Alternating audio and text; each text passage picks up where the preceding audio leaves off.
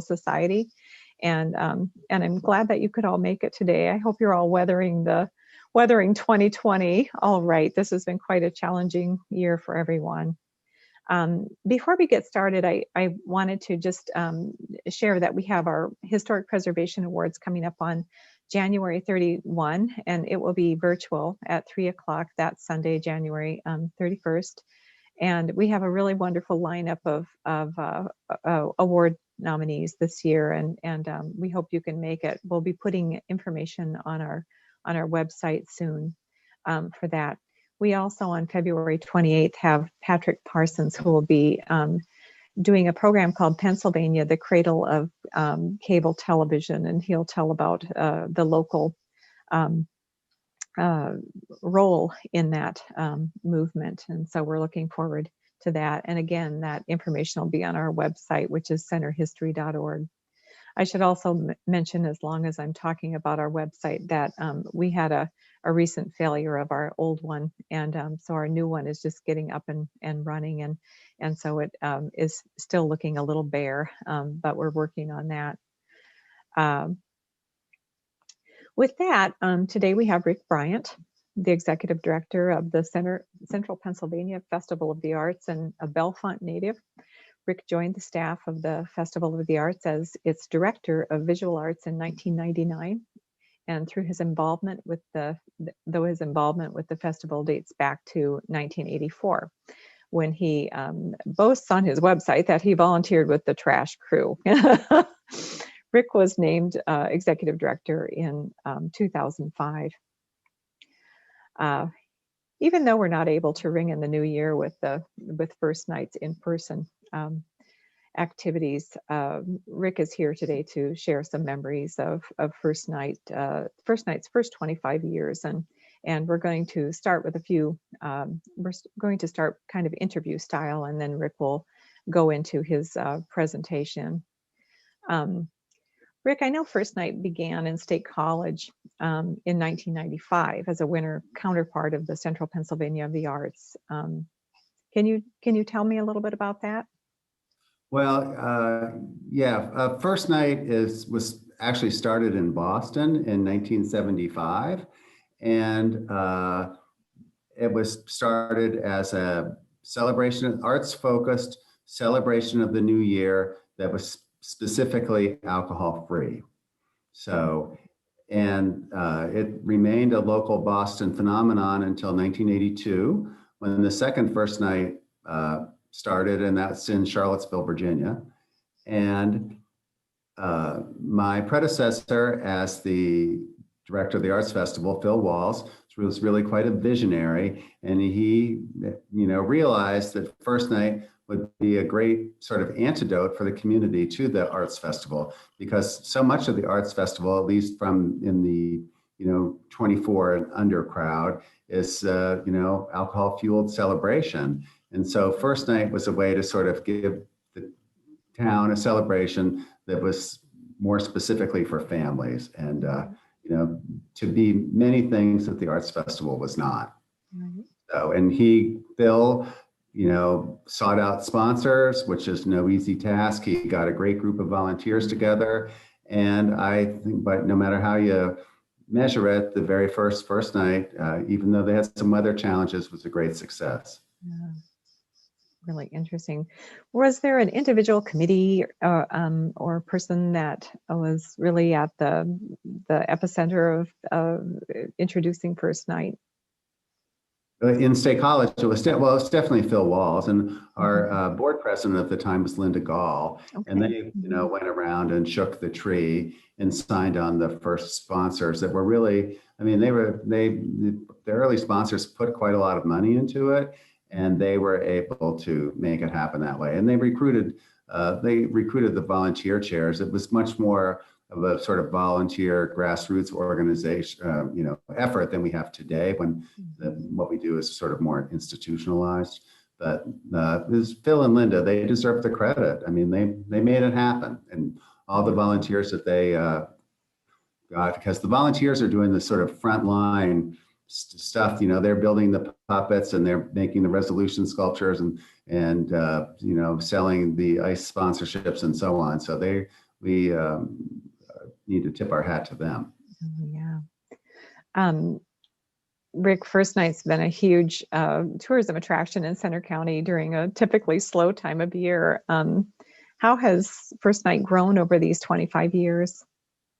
It has grown. We are, from a very small audience. Our audience now could be, in a good year, 12 to maybe 18,000. So, and it's our marketing footprint is larger, and people come from out of state to do it. Typically, they're coming to visit their families. We have a large visiting friends and relatives market, but people do come from Harrisburg, Johnstown, Altoona, Pittsburgh to spend the night in State College and do what we have and have a great time.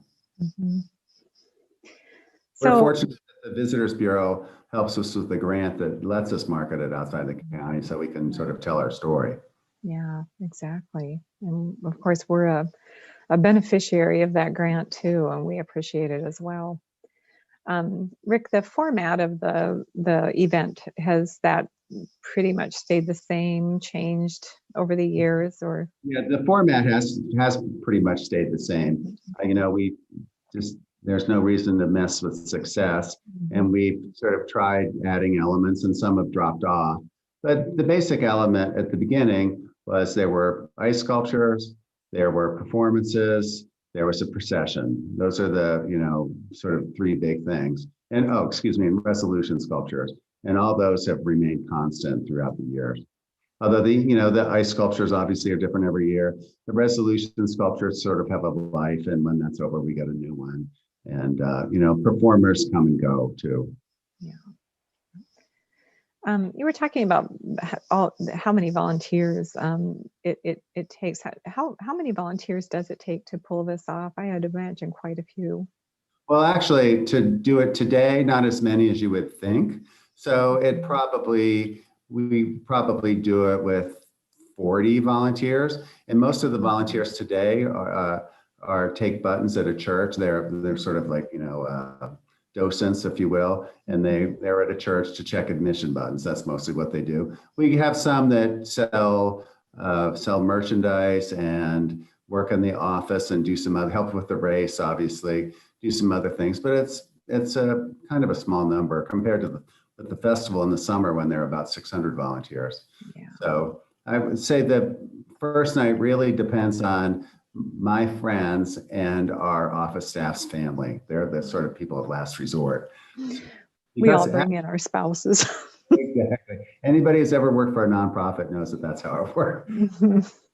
The university is closed on December 31st, and many people use the opportunity back when we could travel to go someplace. So, that kind of separates the wheat from the chaff right there. Mm-hmm. Mm-hmm.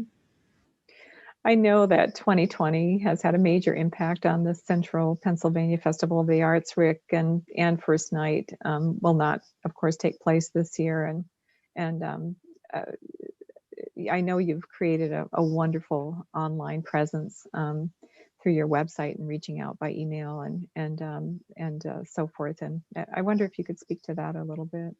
Well, we're fortunate that in the late 1990s, 2000s, the festivals board tried to put a festival in the bank, thinking that something could happen. I don't think even in their wildest imagination, the people in 1998 could have figured out what 2020 was going to be like. Mm-hmm. So I mean, we were, I think, and I joined the boards kind of at that time. We were thinking more of something like, a large fire or a strike or something like that would stop the festival was happening. Nothing that would stop everything from happening. As today. So we do have some savings that we are blowing through like you would not believe. So, and we were fortunate to have that. We have applied for every kind of program, PPP, and money from the county and the Pennsylvania Council on the Arts and so on.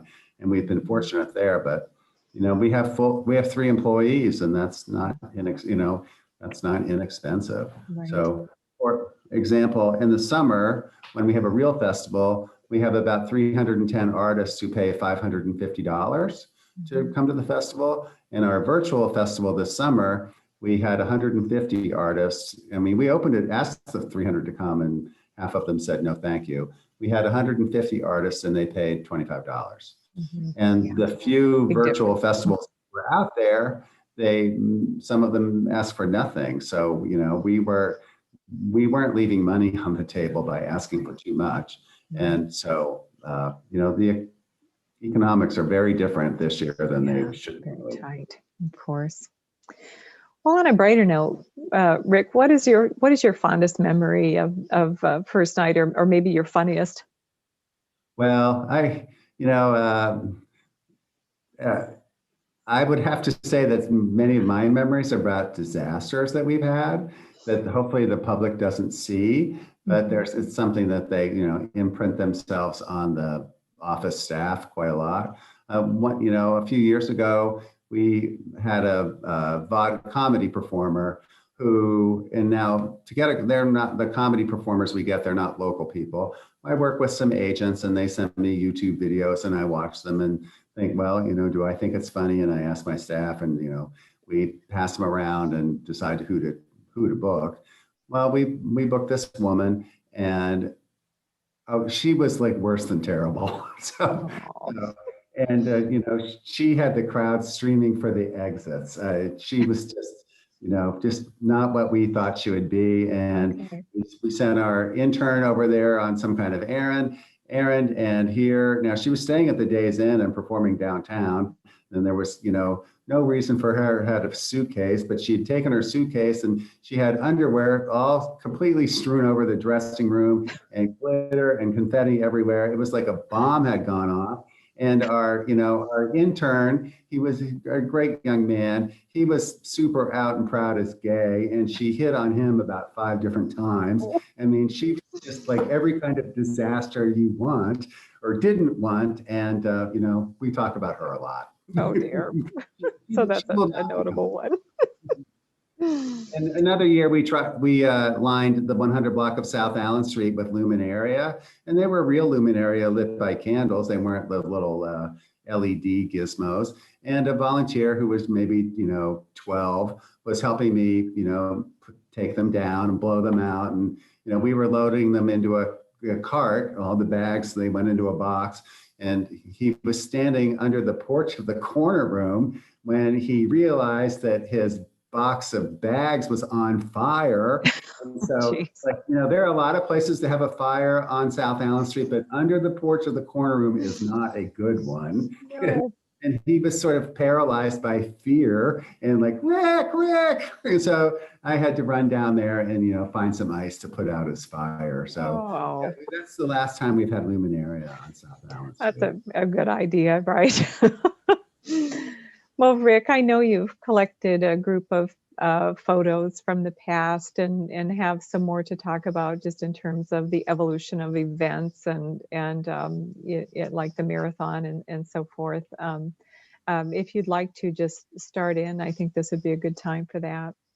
Okay, sure. Thank you. So thank you, Mary. So this is the 100 block, as you probably all know, this is the 100 block of South Allen Street on a year when it was cold and photogenic. So one of the things we've changed in the last few years, you can see all the Christmas lights and they're wrapped around the tree trunks. Well, we used to light South Allen Street with giant spotlights that were not particularly good for the ice sculptures. You wouldn't think that a spotlight could, melt an ice sculpture from 60 feet away, but it actually can. So we came up with the idea of buying, twinkle lights, and we wrap the tree trunks with them and then leave them on until the late winter when they finally come down. So, and each light, string of Christmas lights is about $1. And so it's much cheaper than renting several $100s worth of spotlights. Although it does lead to some interesting conversations because we typically put these up right after Christmas and people are wondering like, why are you decorating for Christmas now? So anyway, so here we go. As I said, first night was started by Clara Wainwright. She's an artist, a fiber artist. And it first took place in Boston in 1975. And generally speaking, it was part of the bicentennial celebrations that took place from 1975 to 1976. So there were outdoor and indoor performances, and no ice sculpture. That's something that's not quite unique to State College, but it's definitely part of our event and not the granddaddy of them all. So as I said, Charlottesville, another college town with quite a bit different demographic than ours, that started the next first night in 1982. And ours started in 1994. Now, the one thing I might take issue with Bill, my predecessor, the one that's in 1994, we call it 1995 first night. So sometimes when we're talking in the office and somebody's talking about the date and as first the number, you have to like look to make sure you're on the same page, that you're not talking about the first night that happened in 1994 or the one that happened in 1995. So, but December 31st, 1994 was our first.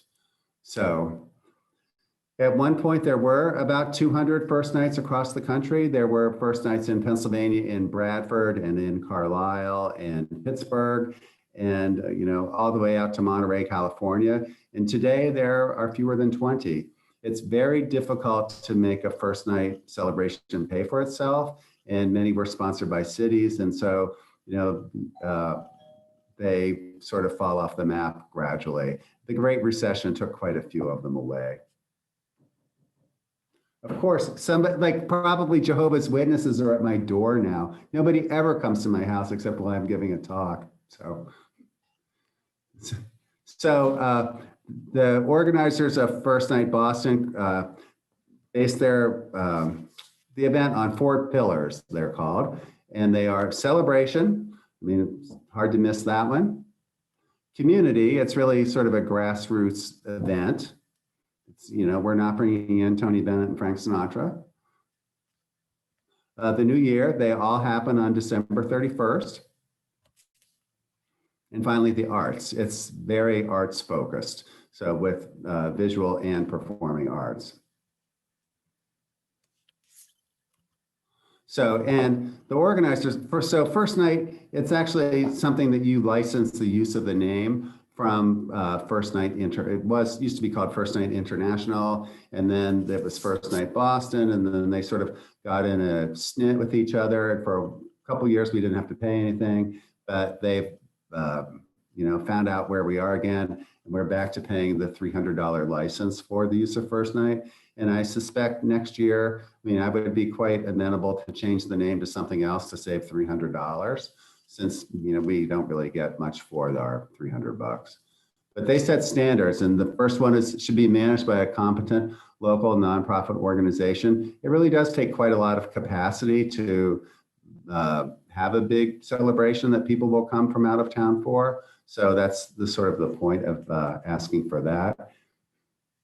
And it's about the visual and performing arts with a special emphasis on local artists. Most of the performers that we have at First Night State College are local people. We're very fortunate that we have a great performing arts scene in State College. Lots of other towns, I'm sure, do not have that, but we have wonderful musicians in sort of covering every stripe, from rock and rollers to people who sing standards to classical musicians, folk artists, and so on. So we also have a lot of great visual artists here, and they've been very helpful in helping us create resolution sculptures that are part of the First Night event. It is alcohol-free and not underwritten by alcoholic beverage companies. So this is one thing that we don't even have ads from alcoholic beverage purveyors in our guide. But this year, since we're doing something that's not First Night, we were very happy to embrace a partnership with Big Spring Spirits in Bellefonte because we're not doing First Night. You won't see you won't see a Chevrolet or General Motors First Night. They're required just to be called First Night. We used to say First Night, and then founding sponsor was PNC Bank, but that was not part of its official name.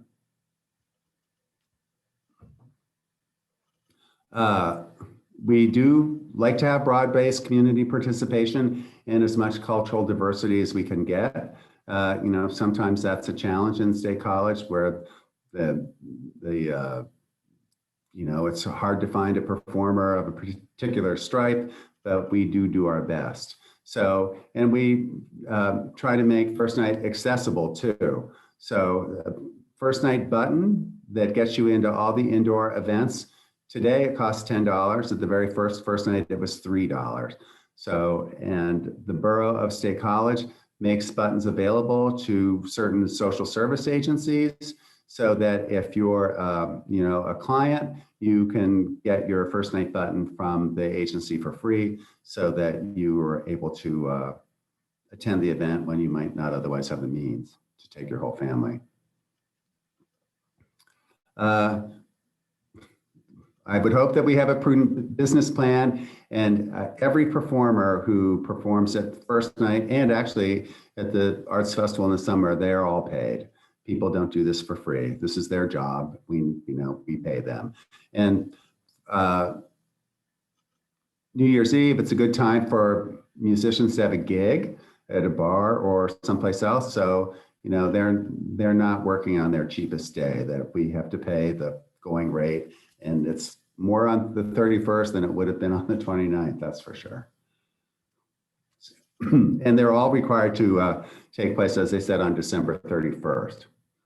So our first sponsors, this is sort of a trip down memory lane, where PNC Bank, Bell Atlantic, Yellow Pages, Roaring Spring, and Center Community Hospital. So the Yellow Pages, I don't know, when anybody used a Yellow Page last. That's no longer in existence, really. And Roaring Spring premium bottled water has been sold to another company, so that's not there anymore. The hospital has a new name, so quite a lot has changed in the intervening 25 years. So, but this is what first night is made of here. We have a procession, and all first nights have a procession. So, and Kathy Horner is going to be able to talk about that in a little. She has some memories to share. We have resolution sculptures where people publicly declare what a resolution is for the new year. And actually that's one of the sort of most fun things about cleaning up from first night is we get to read all the resolutions. We have ice sculptures at our first night.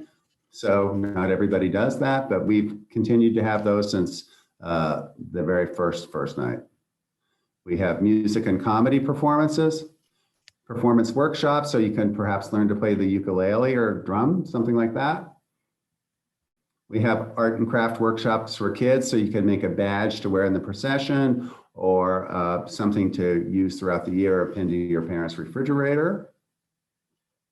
We have ice skating, and we have a 5K resolution run. And that's sort of it in a nutshell. That's the basic outline, and we have kept that pretty much since the start of first night in State College.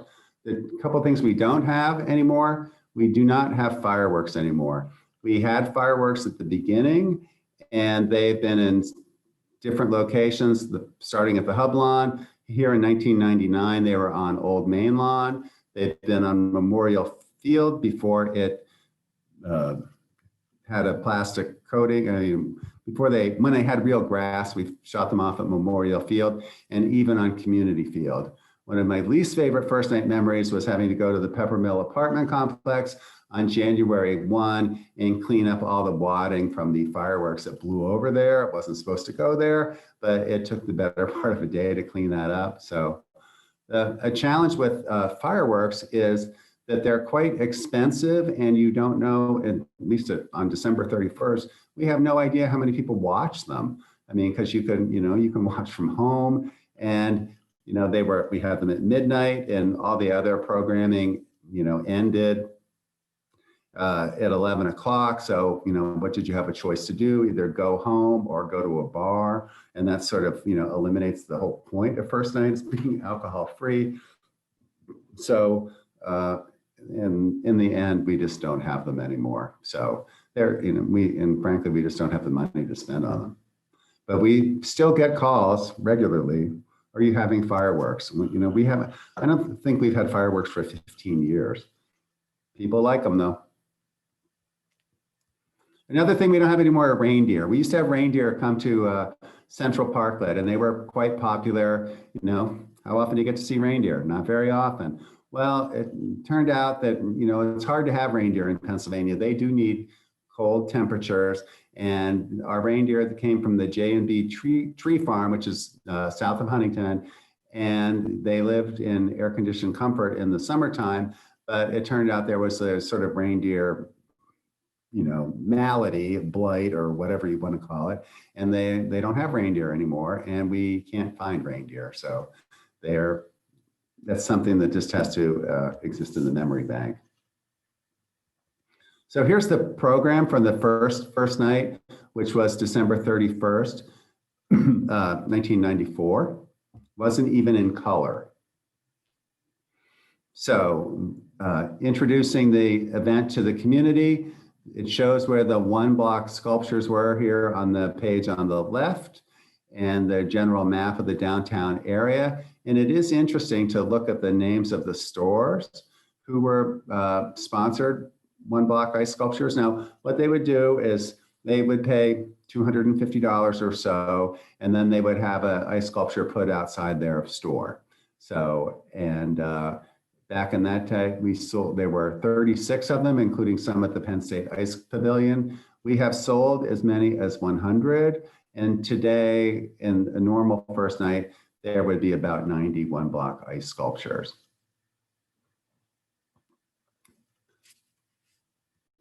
And this shows where the performances were back in 1994. And that is something that sort of changed. We've sort of shrunk our format a little bit. In 1994, there were still things that took place in stores, and we don't really do that anymore. We limit the performance sites to churches and public buildings and the 2 downtown theaters. So with one very minor exception that I'll show you later. So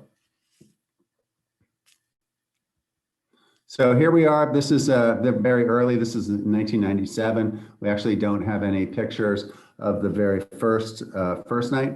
So if any of you have some at home, we would love to see them. So, but this shows them starting to stack the ice, create the ice walls, that the ice carvers, most of whom work in the culinary profession, that they're going to build. You can see on the left, there's a construction fence there. That is the site of the Amazon store. And locals know that was the downtown Allen Street McClanahan's that burned in a rather spectacular fire, and it was a vacant lot for a couple of years.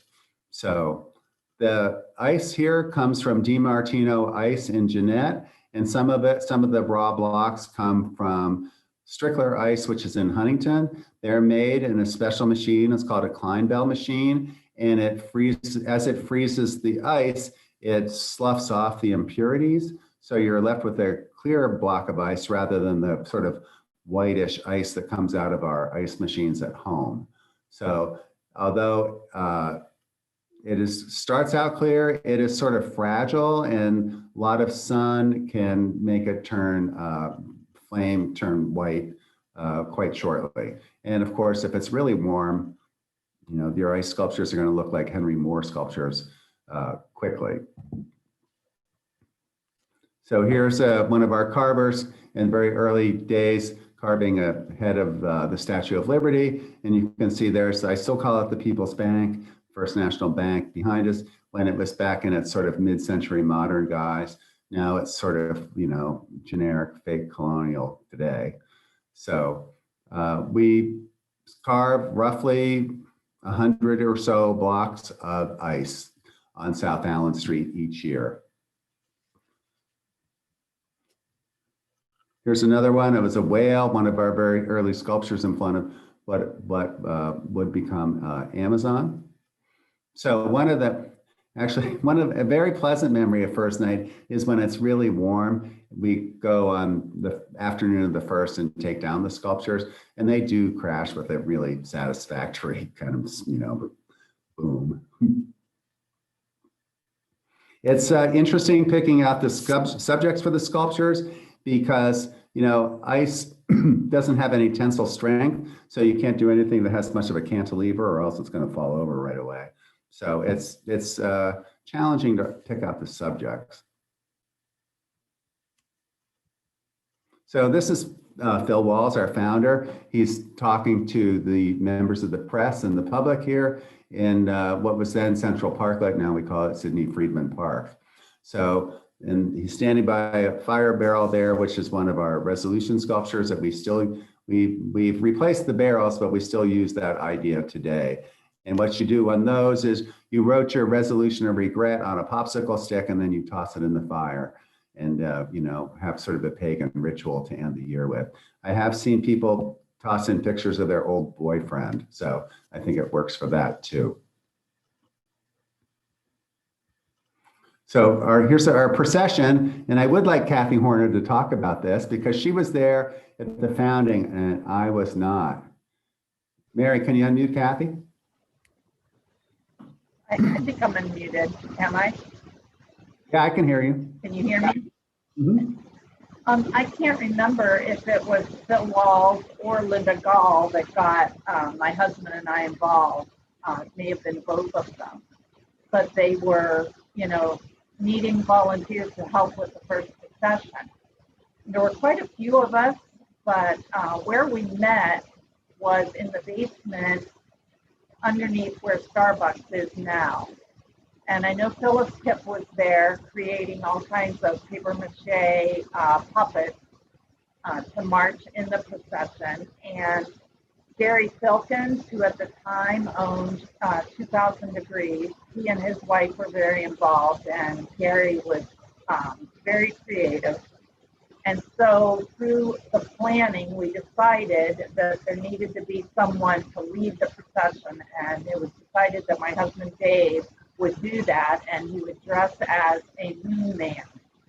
Phyllis made a fabulous crescent moon mask, and Gary had this black velvet or blue velvet cape costume that he then sewed little lights in, and there were probably 8 battery packs that were in this thing that Dave had to wear, and he couldn't see anything out of the moon mask at all. So what the plan had been was for him to start the procession, followed by this fantastic float that was done on a golf cart, and it was being driven by Dave Sweetland. So, and then there were several of us that were to walk along the procession with walkie-talkies and make sure that everything was going as planned. Well, that year anyway, the procession started in the parking lot of the Grace Lutheran Church there on Garner Street.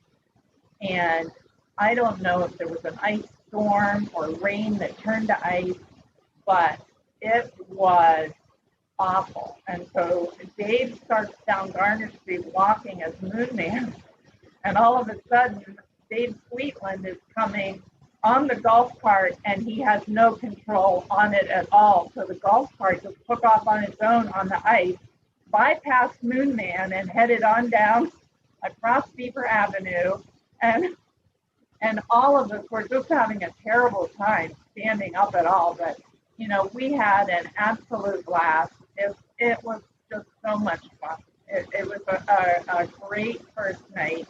And other thing that has nothing to do with the procession, but I will tell you that in the planning, we were trying to figure out how to get Mothers Against Drunk Driving, MAD, involved in first night. I don't even know if they exist as an organization anymore, but they must. Well, Bob and Bonnie Berry were very involved with MAD, and I knew them from my store, Tadpole Crossing. So somehow I was convinced that during first night, the MAD folks would come into my store. I'd clear out the whole front of the store, and they would make mocktails. So we had like 6 blenders with all kinds of fruit mixes. Fruit was flying all over the place. People were coming in for these mocktails, and we did that, I think, for probably, I don't know, at least 8 or 9 years from that first one on. So anyway, those are my memories, and I do have some pictures. Oh, great. especially of the Moon Man. Good. And I tried to find them and I can't, but I will eventually find them. Great. Thank you, Kathy. I do remember that the first one, the weather was not what anybody would pick. You know, that's a challenge with a one-day event. You don't have any, there are no do-overs. You just got to go with what you got, you know? So, but you did a great job.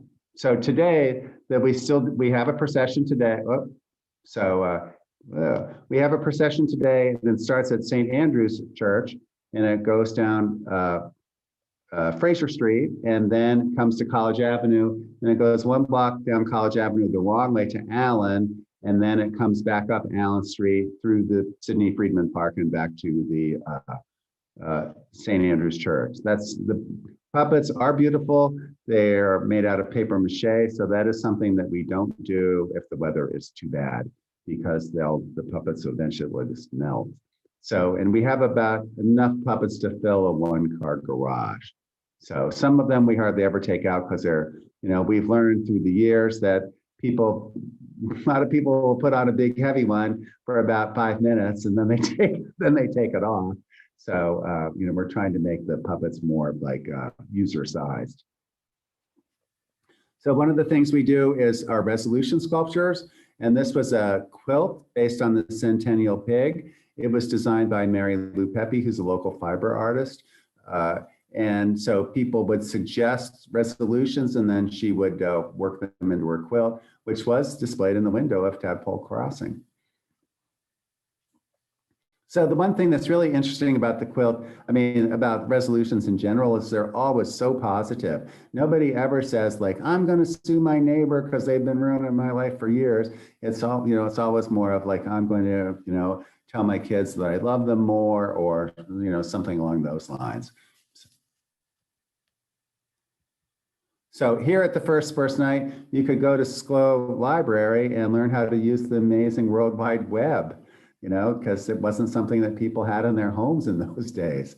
So, I mean, that's kind of a shock that was, you know, only that long ago. Using that, you know, a gigantic monitor and listening for the sound of that dial-up modem. So here's our session today. I have these sort of out of order. So we still do use puppets made by Phyllis Kipp, who lives in Boalsburg. She is an unbelievably talented artist, and she, you might be familiar with her work. For years, she illustrated the catalog for Tate Farm. So those were her drawings. She's a wonderful person and super creative, and she works on the procession here at First Night. We also do one at the festival in the summer. And what would our procession be without drummers? There's a drum circle in town and they come to lead the procession, rain or shine. They're fun guys to have around. There are some years when we've loaded all the puppets into St. Andrew's Church and then it started to rain, so we can't have the procession. And the drummers were very helpful in standing outside the church and they drummed the people as they loaded the puppets back into our truck. You know, it was the shortest procession. It was like, you know, 70 feet from the door to the rental truck. But it was, you know, it was what we could do.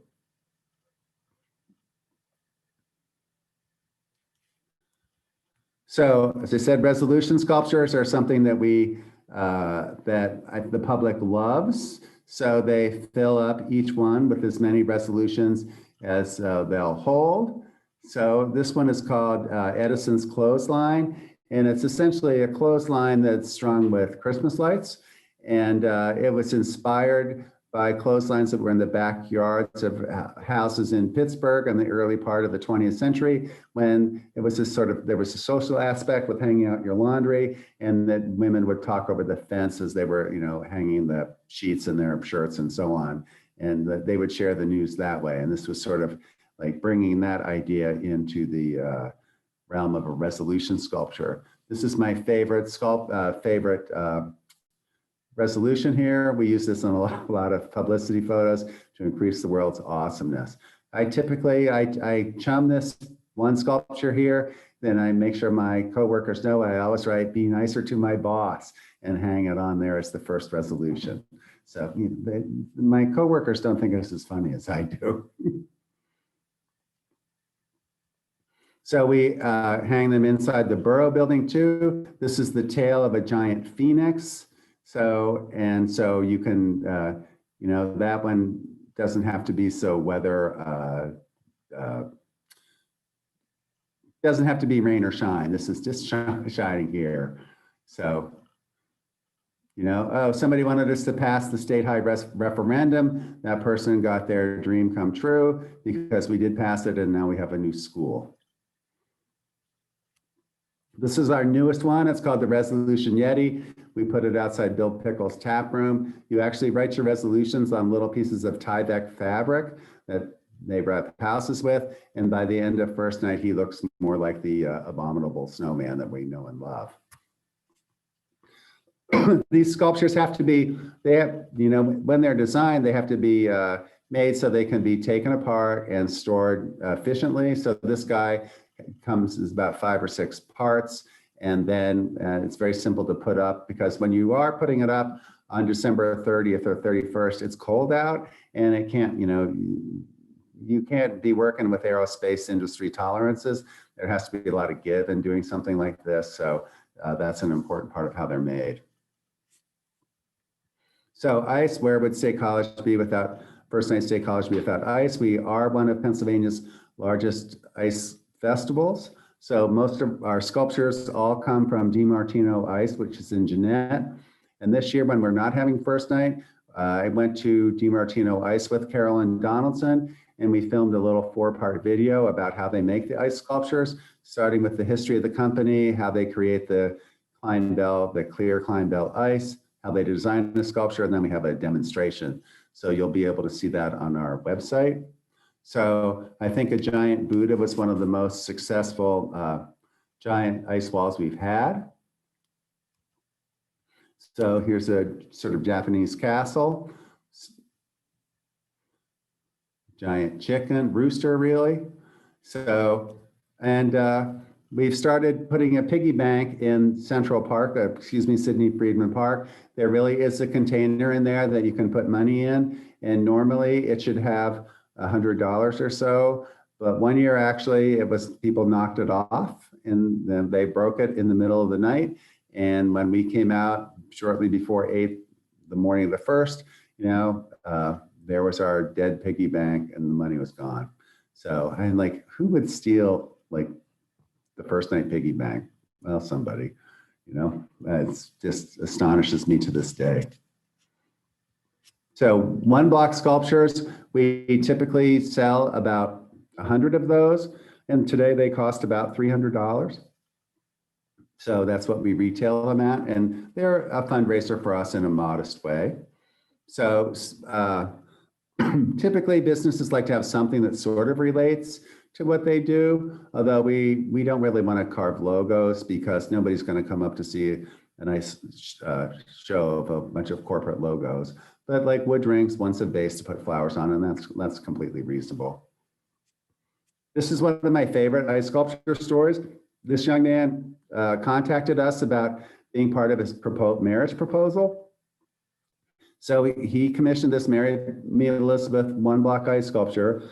We set out all the ice sculptures for first night, except including that one, but that one had a bag over it. So he's walking along with his soon-to-be fiance, and they come to this one, and she's like, well, what's going on with this one? And he lifts it up for the big reveal, and it says, Marry Me Elizabeth on it. So that was pretty cute. And then 4 years later, they had bought an anniversary ice sculpture too, and they came back to enjoy it with us. So that was quite creative and fun on their part. In 2005, our sculptures carved a rendition of Fleet Alex, the winner of that year's Preakness. Jeremy Rose, the jockey, is from Spring Mills. So we were in touch with his family to see if they would think that was okay. And they thought that was a fantastic idea. And they actually brought the actual whip that Jeremy used in the Preakness, and it was part of the sculpture in the jockey's hand there. We have entertainment at 4 churches, or excuse me, all the downtown churches with the exception of Albright Bethune. And everybody gets a paycheck, and this This group is actually, they're out-of-towners. We might have 1 or 2 out-of-town acts a year. These women are called Hot Soup. We have comedy. We have integrated the Citizens Bank Theater, pardon me, formerly known as the Citizens Bank Theater, which holds 155, and the State Theater, which holds 550, into our shows. This is Jonathan Burns. He is sort of a vaudeville performer, comedy juggler, crazy guy from Harrisburg. We have Kids Dress Up Story Theater too. This young man in the middle, that's actually my great nephew here. And the group is called Middle Earth Theater, and it is the cutest thing ever. They typically, the kids dress up as knights in shining armor or dragons or so on. And that's a very easy volunteer gig to fill, taking the buttons at Middle Earth Theater, because it's just so much fun to watch. Even if you don't know any of the kids, it's just, they're just as cute as all get out. So this is the one thing we do in store still. These state high thespians are live mannequins. They wear clothes from Appalachian and stand there. You know, this is probably the longest teenagers going without texting in their lives. So that's quite a crowd pleaser there. We have workshops typically for both the visual and performing arts. Here's Shannon Bishop teaching people how to find their core and do some belly dancing. So yeah, that's not something that I have signed up to do. I'm not God's gift to the world of dance, but Shannon can get up to 20 people there doing that. So I do want to give a shout out to the late Hal and Natalie Halleck. They volunteered for us since the very early days of First Night, doing a workshop for kids to make a badge to wear in the First Night procession. So we were very sorry to hear about their untimely deaths this past year. One of the resolution activities we do is called the Resolution Mug. It takes place at 2000 degrees, and kids or adults write a resolution on a coffee mug that then they use throughout the year. We have skating, and I told Mary that these are the pictures we use for skating for publicity purposes, because this is what skating looks like in real life. It's not super photogenic. It might be a lot of fun, but it's hard to get a good picture of skating. And this was in the old skating rink, but now we're at the community rink at Pagula Arena, and it remains one of the most popular things to do on First Night, because your First Night button now includes the skate rental, so it's just a great deal. So our race director, Dave Egler, is here on the call, and we have a 5K run that starts at 6:30, and it goes down College Avenue through campus and ends up back at St. Paul's United Methodist Church. We encourage people to do the run in costume. Here are some people from the State High Track team and cross-country team in 2010. So we give out a prize for the best costume. So here's some bumblebees from a couple of years ago. We've had as many as 1,000 people register for the race, but now the registration is falling a little, and we probably have 400 or so, which is still a lot of people to run down College Avenue. Even if you're not a runner, it's quite entertaining. Go out and do it. There's some more of our costume people. So Mary mentioned our volunteers. So it takes about 50 people to collect buttons at First Night. And on the right, this is our cleanup crew. This is the least glamorous job. These people, this is at 8 a.m. on New Year's Day. So out cleaning up Central Parklet, taking down the resolution sculptures and so on. The Borough State College wants the street back, 100 block of Allen Street back at 6 p.m. And no matter what condition they're in, the ice sculptures come down at that point. So the hardest part about First Night is getting it to pay for itself. So we actually sell this stuff that's called Flashy Blinky, and the company really is called Flashy Blinky. And we have roaming sellers that wander downtown selling the things that blink and make noise in the middle of the night. And these are some of our volunteer salespeople. This year, when we weren't able to do first night, we've transitioned to something called December to Remember.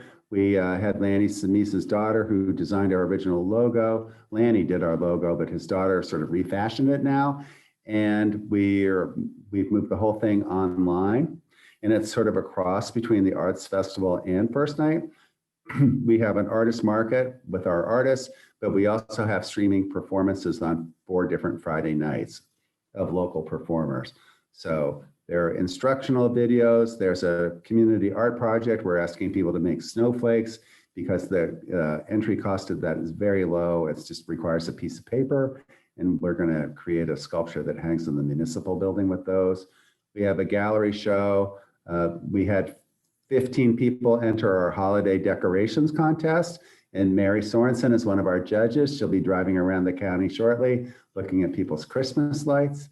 And we've partnered with SCLO Library on a reading list even.